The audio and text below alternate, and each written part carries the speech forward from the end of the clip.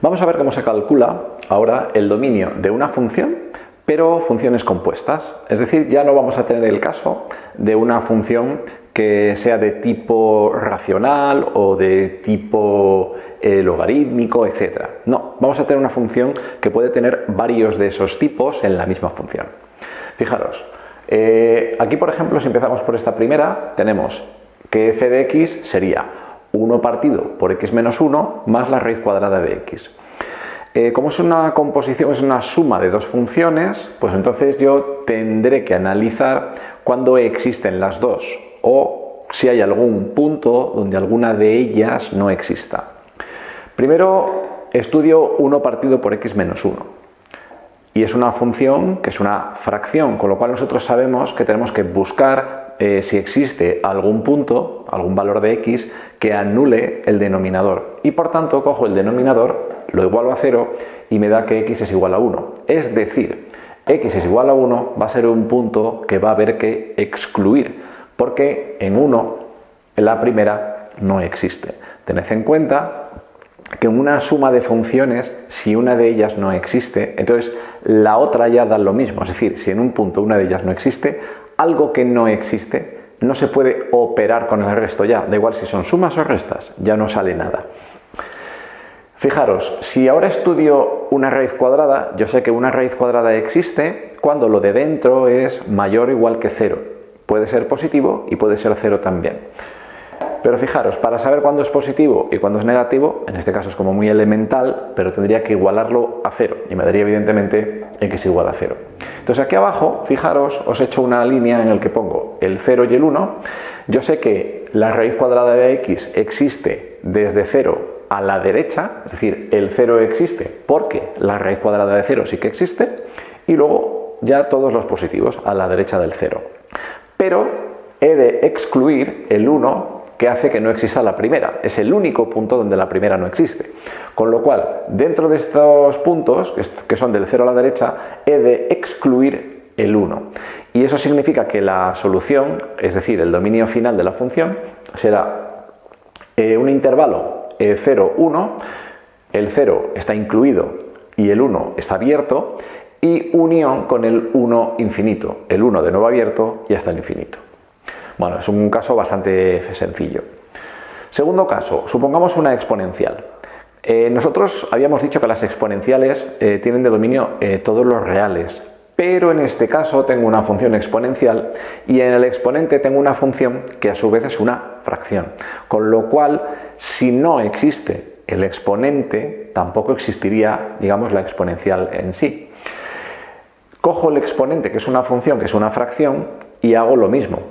Busco a ver para qué valores el denominador puede ser 0, es decir, el x más 2 lo igual a 0, me sale que x es igual a menos 2.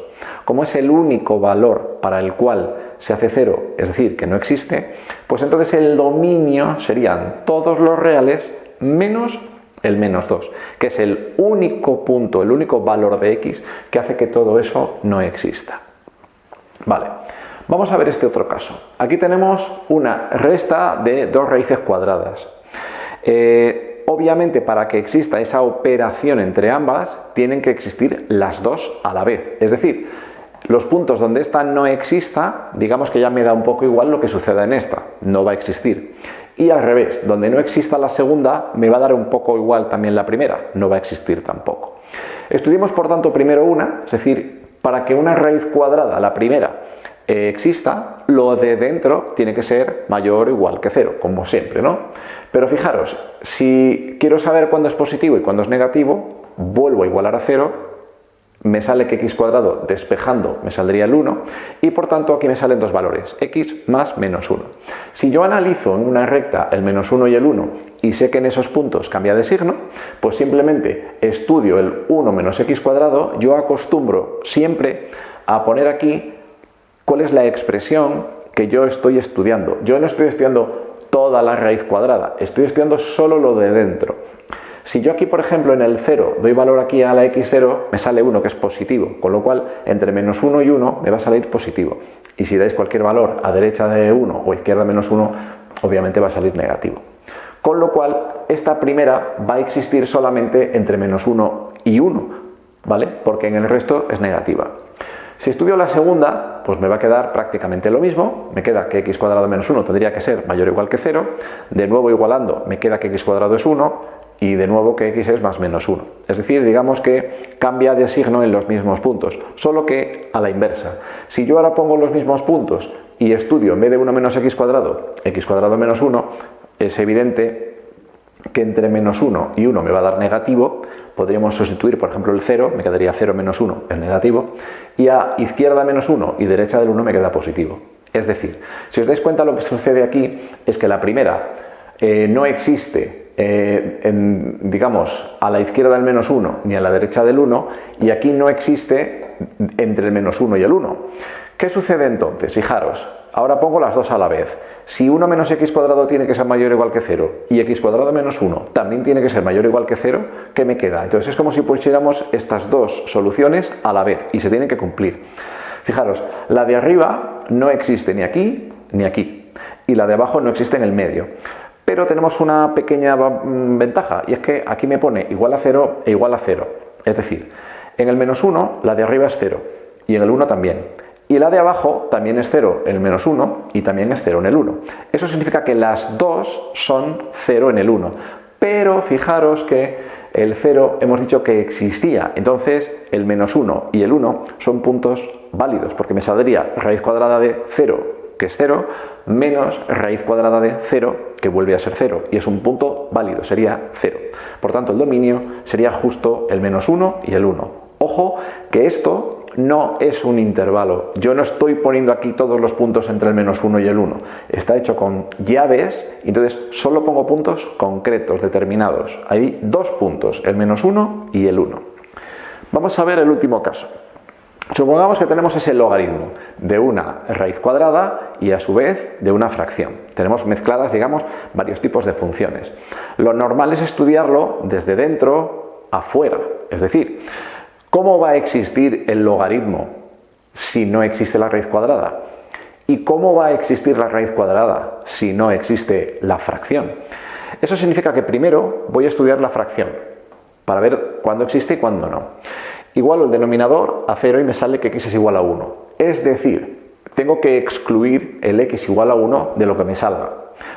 De tal manera que esa fracción existe para cualquier valor de x menos para x igual a 1. Sigamos entonces con la raíz cuadrada. Ahora tengo la raíz cuadrada de todo eso. Y yo, para que exista una raíz cuadrada, necesito que lo de dentro, que es todo esto, sea positivo o 0, es decir, mayor o igual que 0. Pero a su vez, esto, para calcularlo, digamos que tendríamos que hacer una inecuación, una tabla, ¿vale? Lo hemos hecho aquí un poco más abreviado. Busco dónde se hace 0 el numerador, dónde se hace 0 el denominador, que serían en el menos 3 y en el 1. Me escribo en la recta de los números reales ambos valores, el menos 3 y el 1, y estudio cuándo es positivo y cuándo es negativo. Me sale que es, por ejemplo, yo he dado valores en el 2, por ejemplo, me sale positivo. Entre el menos 3 y el 1 doy valores en el 0, me sale negativo. Y a la izquierda del menos 3 he dado valor, por ejemplo, en el menos 4 y me sale positivo. Eso significa que esta expresión, esa fracción, es positiva aquí, en puntos antes que el menos 3 y puntos posteriores al menos 1. Vale. Esto significa que del 0 para la izquierda, en teoría, existe. Del 1 a la derecha, en teoría, existe. Y entre estos dos no existe porque sería negativa. Ojo, además, tened en cuenta que si se anula el numerador, no hay problema, porque 0 entre cualquier cosa es 0 y es válido. Pero si se anula el denominador, que sería en el 1, ¿vale? 1 menos 1, 0, ya hemos visto antes que había que excluirle. Por tanto, fijaros que está excluido. Por último, tengo que hacer el logaritmo de todo, pero el logaritmo solamente es positivo si lo de dentro es positivo y no 0, ojo. Una raíz cuadrada siempre es positiva, por lo tanto, ahí no hay nada que estudiar, siempre va a ser positivo. Pero fijaros que ahora ya aquí vamos a excluir un punto que haga 0. Es decir, este punto que tenemos aquí, el menos 3, donde aquí nos daba 0, ahora ya no nos vale porque la raíz cuadrada de 0 sí que existe, pero el logaritmo de 0 no. Con lo cual el menos 3 también habría que excluirle de la solución. Y por tanto la solución va a ser desde menos infinito hasta menos 3 abierto, unión 1 a infinito, también abierto. Bueno, estos son 4 ejemplos bastante típicos de cómo se hace o cómo se calcula, cómo se estudia el dominio de una función que esté compuesta por varias a su vez. Es cuestión también de practicar y hacer ejercicios, pero es, digamos, un tema realmente importante para el estudio de funciones.